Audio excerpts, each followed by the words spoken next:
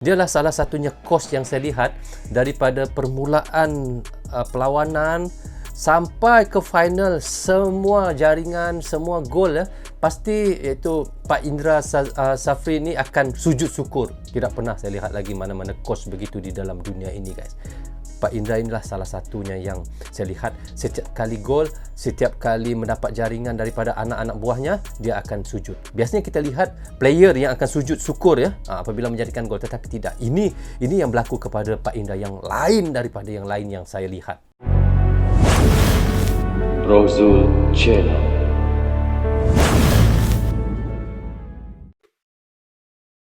Saya nggak tahu mau mulai dari mana gitu. Ya. Karena sejak saya dihubungi, kalau nggak salah 2 hari yang lalu ya, saya diminta hadir, dan ini pertama kali saya hadir setelah saya pulang dari Kamboja. Ya.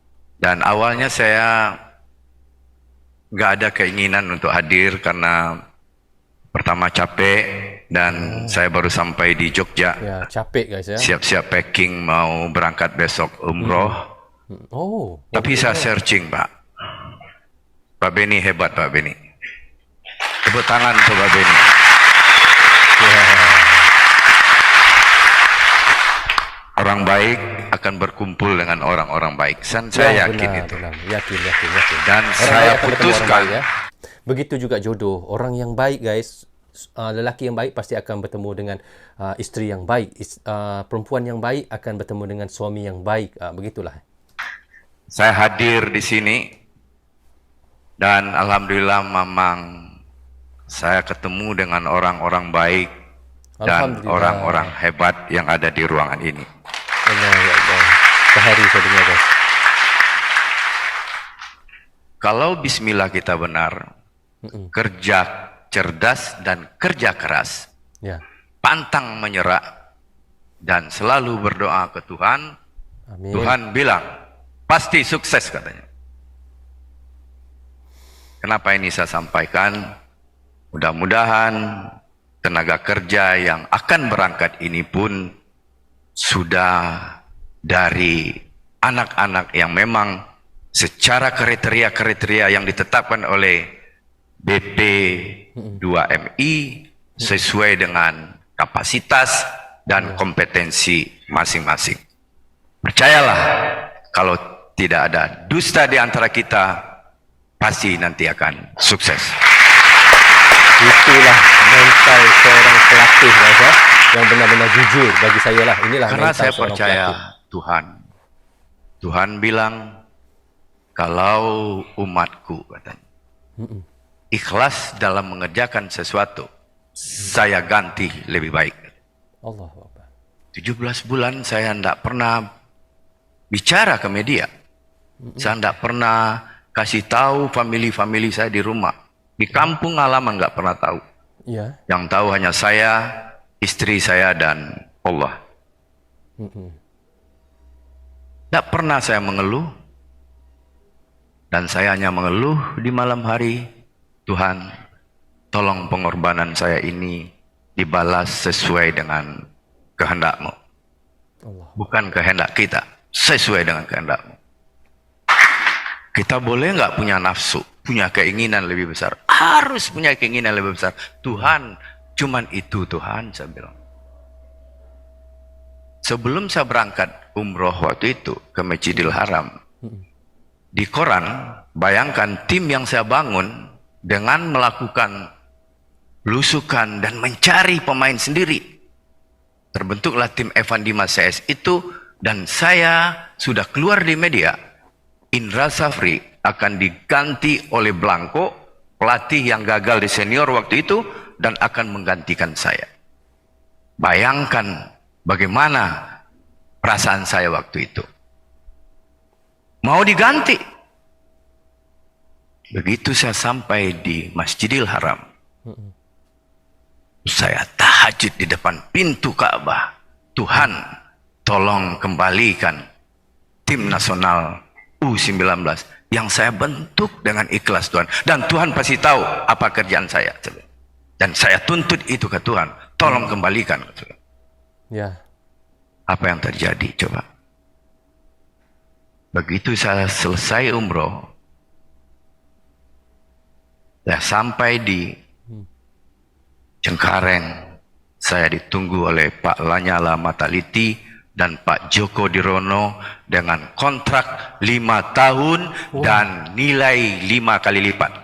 Wah. Luar biasa guys. Pulang umrah terus dapat rezeki ya. Melimpah-limpah.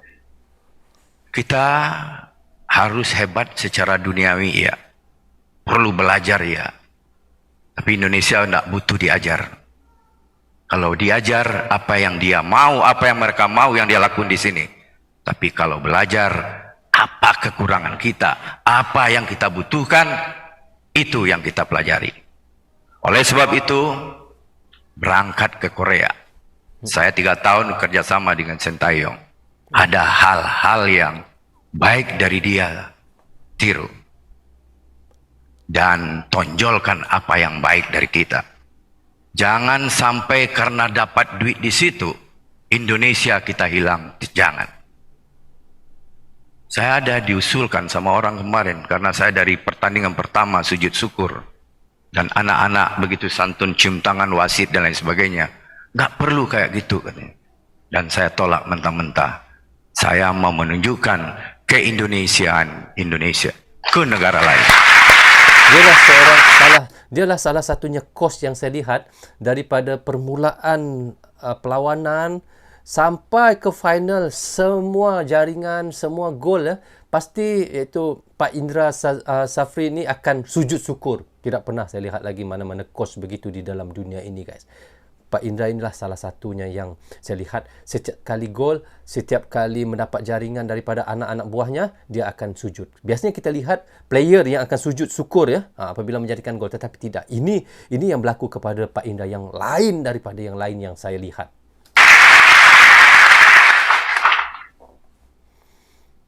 Di Korea nanti luar biasa guys. Kita harus ATM.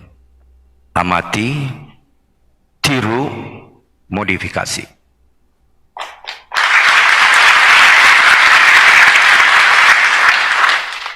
Jangan amati tiru. Harus ada modifikasi. Kenapa? Karena belum tentu apa yang baik di sana, di negara orang, baik di negara kita. Indonesia adalah Indonesia. Ya, benar. Bukan negara lain. Indonesia tetap Indonesia ya guys. Itulah yang dikatakan Pak Safri. Pak Indra. Saya, kalau misi saya mencari uang, saat 17 bulan tidak gajian, saya lebih baik bekerja di PT Pos Indonesia.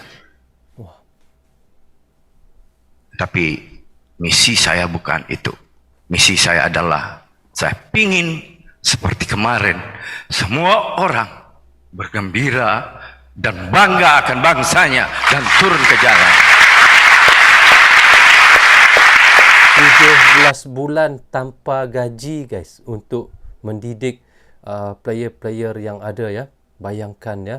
Dan sekarang kita lihat bagaimana yang dia buatkan untuk Indonesia, semua bangga ya. Dan sekarang kita lihat bagaimana tawaran yang dia dapat sangat lumayan banyak ya. Bayangkan mula-mula dulu 17 bulan tanpa gaji. Masya Allah. Itu yang harusnya dilakukan oleh individu-individu orang yang ada di Indonesia.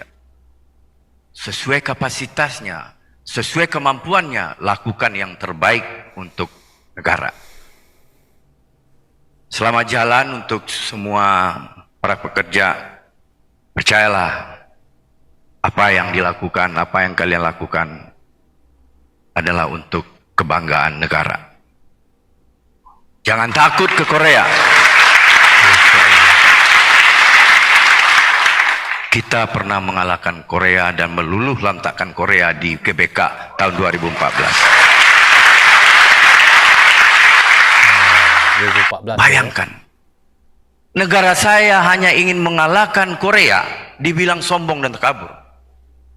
Bagi saya, Indonesia ingin jadi yang terbaik, itu bukan sombong.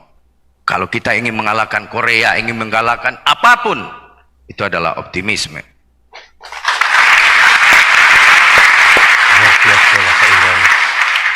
Tapi kalau saya bilang Tuhan tidak ada apa-apanya, itu baru durhaka dan takabur.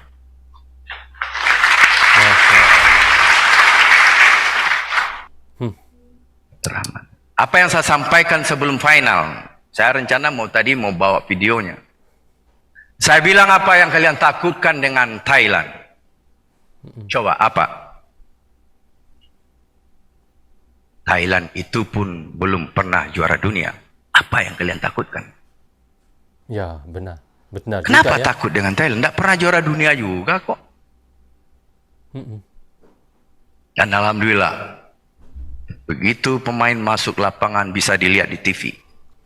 Dia lihatkan Indonesia, saya Indonesia.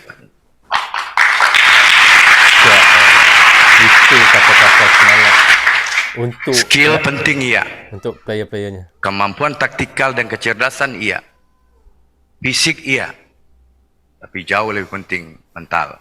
Mental. Empat ini harus sejalan. Untuk tenaga kerja juga. Tidak hanya skill yang diperlukan, tapi mental. Bicara mental, bicara karakter. Karakter kinerja dan karakter moral. Orang banyak hanya larut membangun karakter kinerja. Ingin selalu yang terbaik, pantang menyerah. Pokoknya semuanya harus.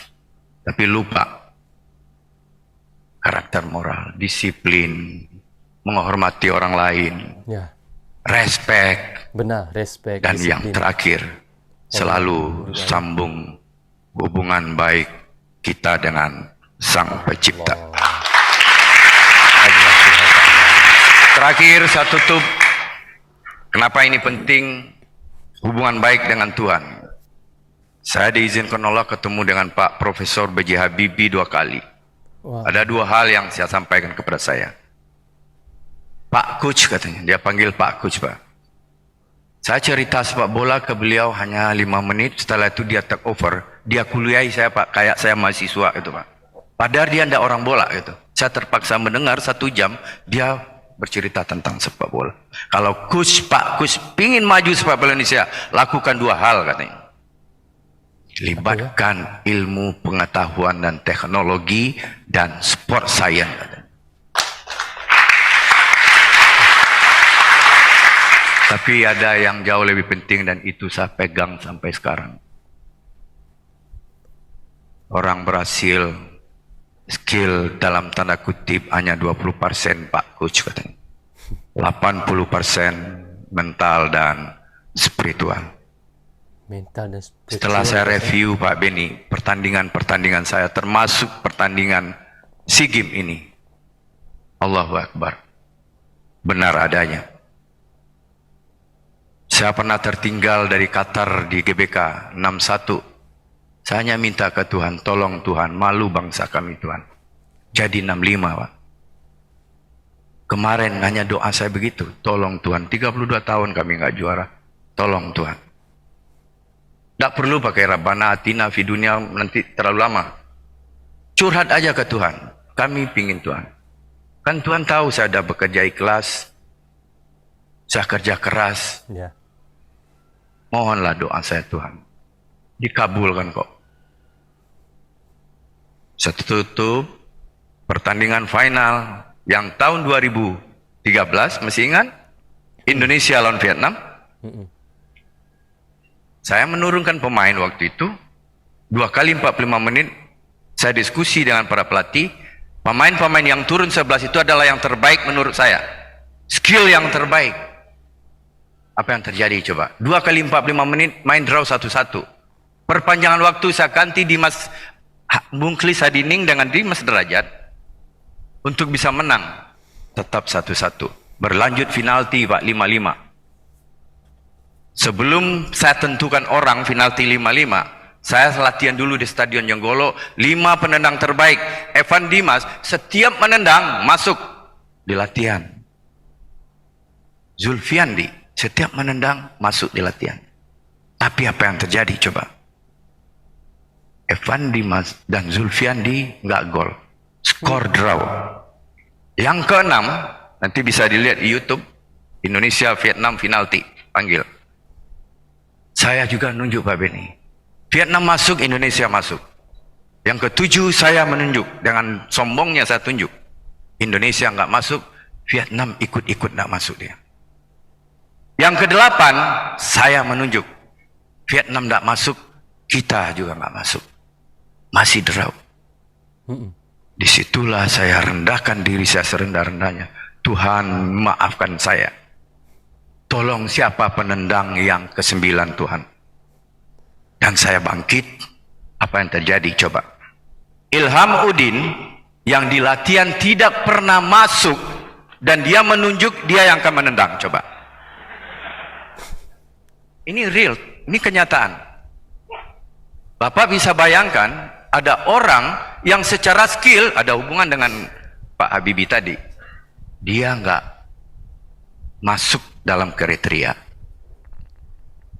Tapi saya waktu itu menguatkan diri saya karena ini petunjuk setelah saya menyerahkan diri bahwa itu adalah dari Tuhan dan saya nggak boleh berubah keimanan saya. Bukanlah saya bukan kiai, kan diajarkan di operasional agama kita berzikirlah katanya supaya kamu nggak berubah-ubah gitu. Tapi yang setan itu datang Pak Benny. Apa kata setan? Indra, masa dia yang kamu suruh? Kan nggak masuk. Saya berkutat dengan iman saya ke Tuhan atau saya terpengaruh dengan setan. Semua teori-teori olahraga dan teori-teori penalti tidak terpakai oleh Ilham. Dia ambil bola Pak. Dia jalan menuju titik penalti. Dia taruh dan dia mundur 2,5 langkah. Tidak ada kecuali Socrates di pemain Brazil yang bisa melakukan itu. Dan dia tendang kaki kiri dan dia tidak berlari tapi dia jalan. Nanti buka aja di YouTube. Dan lebih dahsyatnya lagi, kena tiang gawang. Kalau kena tiang gawang itu iman saya berubah, nggak percaya saya itu nggak masuk itu bola. Tetapi saya yakin kecil bagi Tuhan kalau hanya untuk memasukkan bola ke gawang. Camkan itu, selamat bekerja. Apa yang sudah diberikan bekal oleh Pak Benny dan teman-teman BP2MI, jadikan itu bekal, tetapi jangan lupa jaga keindonesiaan. Indonesia adalah negara yang beragama dan tolong berikan contoh-contoh baik ke negara lain. Setelah kita meninggalkan itu, orang akan bilang, saya hormat dengan Indonesia. Terima kasih. Selamat jalan, mudah-mudahan apa yang kita cita-citakan terhadap merah putih kita, terhadap bangsa kita bisa terwujud dengan cepat. Wabillahi taufiq wa hidayah. Assalamualaikum warahmatullahi wabarakatuh. Okey guys, syukur Alhamdulillah. Saya sebenarnya minta maaf guys, saya tidak dapat menahan rasa terharu sangat ya. Dan rasa macam apa yang dikatakan oleh iaitu Pak Indra Syazafri ini memang benar-benar menikam, menusuk hati saya guys. Bukannya sedih tetapi saya rasa terharu dengan apa yang dikatakan oleh Pak Indra iaitu Syazafri ini. Saya tidak pernah jumpa guys seorang coach daripada mula perlawanan saya lihat di SEA Games. Saya demi Allah saya katakan ya, saya ikut perkembangan sepak bola untuk Indonesia di SEA Games ya, dan Malaysia jugalah, tapi malangnya kami Malaysia tidak dapat untuk terus ke semifinal dan Alhamdulillah Indonesia mewakili untuk kami sebagai saudara ya, Malaysia di Indonesia dapat melanjut ke semifinal menentang Vietnam dan terus melanjut terus pergi menentang Thailand guys ya. Jadi disitulah saya lihat daripada dalam kumpulan lagi kita lihat hingga ke semifinal sehingga pergi ke final. Pak Indra adalah salah seorang saya kata coach yang mental sangat kuat, yang sangat patut dicontohi lah.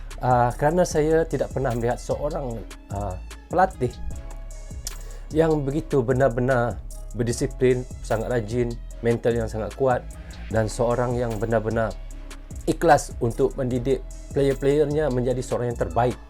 Seperti yang kita dengar dan kata-kata daripada kata-katanya tadi ya. sehingga kan saya tidak boleh menahan. Saya puas untuk menahan air mata saya, guys, daripada permulaan dia bercakap, berpidato tadi. Tetapi di pertengahan saya tidak dapat menahannya, guys. Saya luahkan juga dan minta maaf banyak-banyak kepada anda yang menonton. Kerana bagi saya, apa yang dikatakan Pak Jafri ini, iaitu Pak Indra Jafri ini memang benar-benar ikhlas daripada hatinya. Bagaimana 17 bulan katanya, guys, tanpa dibayar gaji untuk mendidik anak-anak player-player timnas Indonesia, timnas muda ya.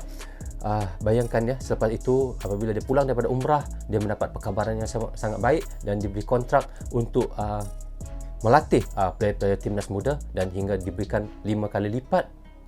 Gajinya sangat lumayan, guys. Dan itulah katanya, itulah Allah ya, jika mau memberi sesuatu tanpa ada lapis, tanpa ada penahan sekalipun, pasti Allah akan bagi kalau itu sudah rezeki kita ya. Dan katanya harus sentiasa bersyukur, jangan takbur, jangan sombong. Dan itulah yang dikatakan oleh Pak Indra Jafri. Dan apa yang kita lihat, apa yang kita nampak sekarang ini, Pak Indra Jafri adalah seorang yang benar-benar kita katakan mental yang sangat kuat, seorang yang benar-benar rendah hati ya, dan tidak pernah meninggikan diri, tidak sombong, dan sentiasa ingat pada Allah, ingat pada Tuhan, yang semuanya itu datang daripada Tuhan, bukannya daripada kita.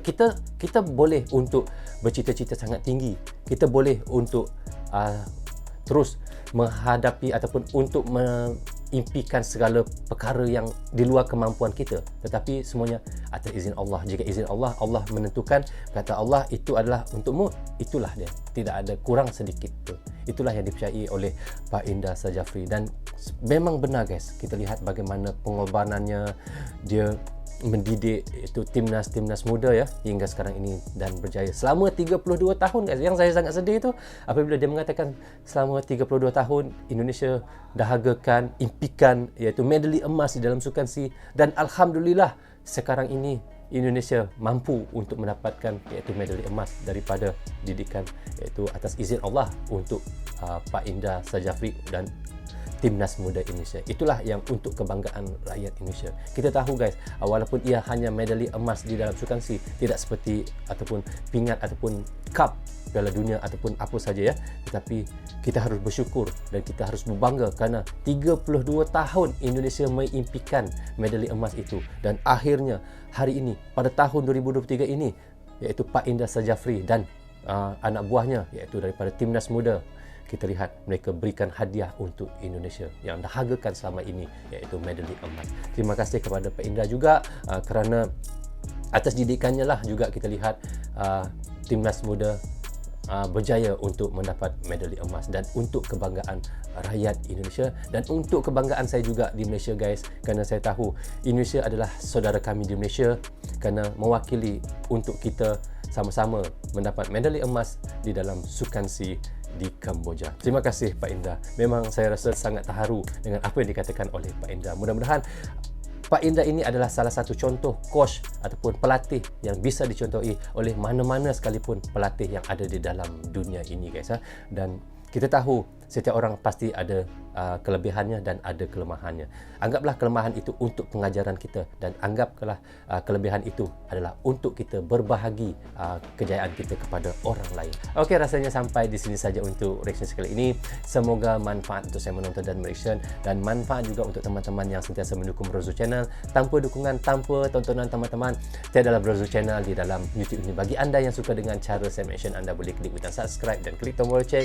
Tanda dukungan anda, kata saya maaf andainya ada tersilap kata dan tersilap cakap kepada anda semua. Assalamualaikum, goodbye, bye bye.